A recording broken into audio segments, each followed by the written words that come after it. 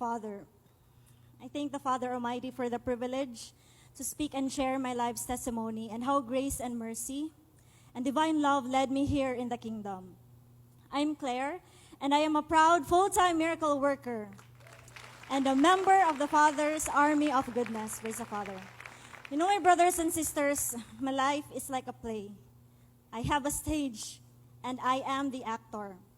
Growing up, from young parents, I never received a quality parenting that a vulnerable child badly needed for her development. And so I never truly had a lot of childhood memories. I had matured way too advanced, and that created a feeling of being different than others. And I saw how great families live, and I compared these families to mine. Oh, they've got amazing dad, they've got stage mothers, and oh well, I've got an absentee father who was so busy at work, and a disciplinarian mother. Well, in that case, I thought to myself, I've got to work. Because as a child, we only seek the approval of our parents. And so I worked hard to be good enough. I was too focused with school and activities. From preschool to high school, I was a consistent academic and leadership awardee. Almost everyone in our community recognizes me, and they cheered for me. The spotlight was on me. All eyes were looking at me, and I was pressured to deliver and perform well, to please them for their own pleasure. I never failed them.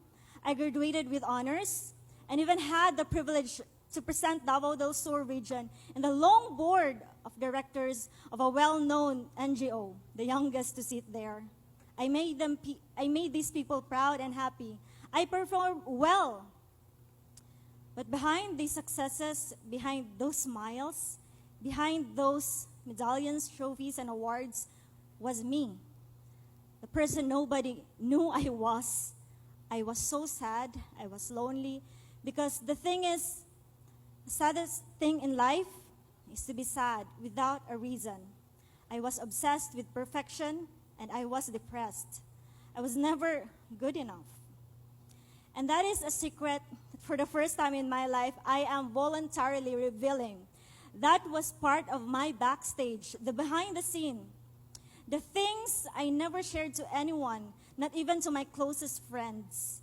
I found my greatest release and freedom only here in the Kingdom Nation.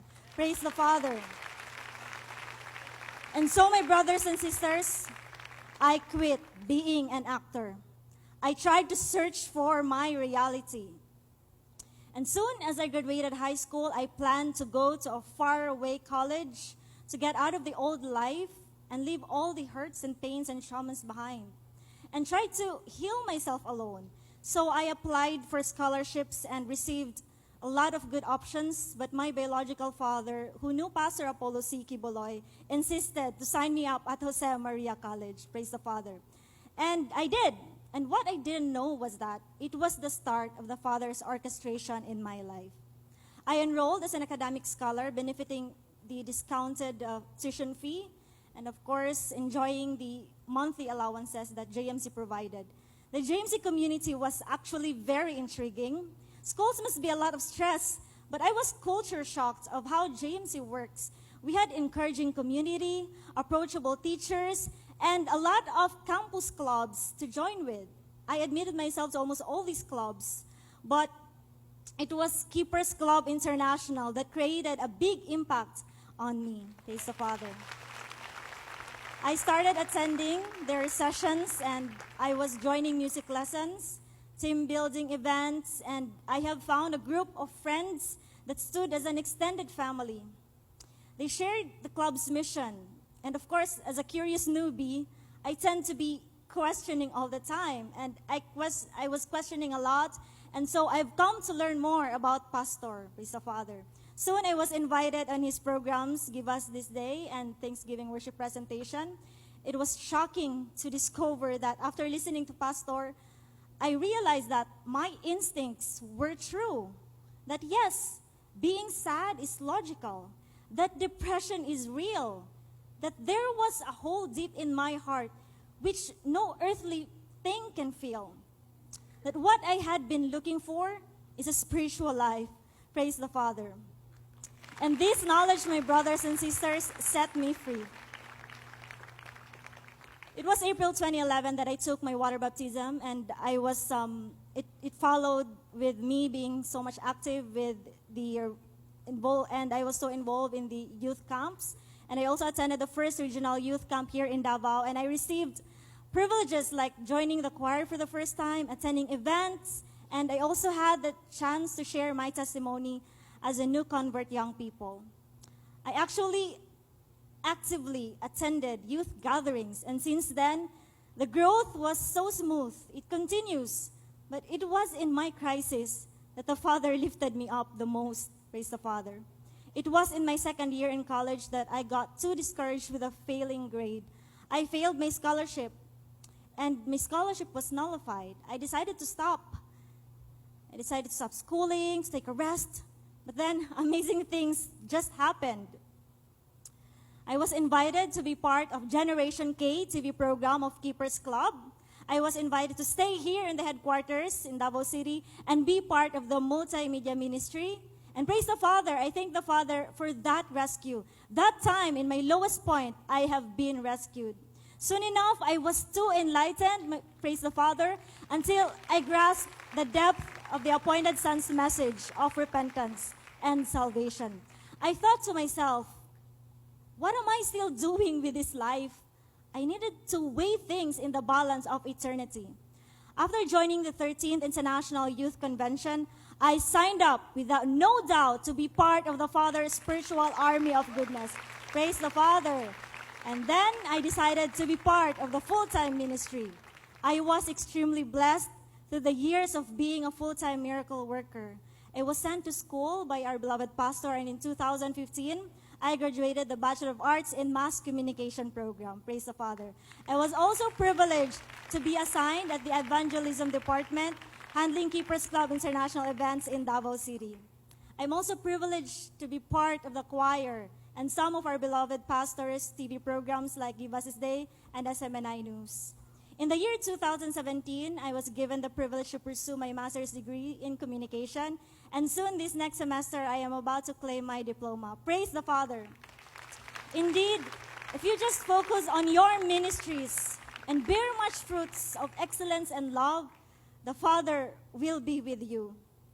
I won't be here today without Pastor. I owe everything to him, and I wanted so much to give him back my everything. So I had one time I dreamt of just writing and presenting a book to him, and as an expression of utmost love, I have written a book and gave it to Pastor as a gift during his birthday.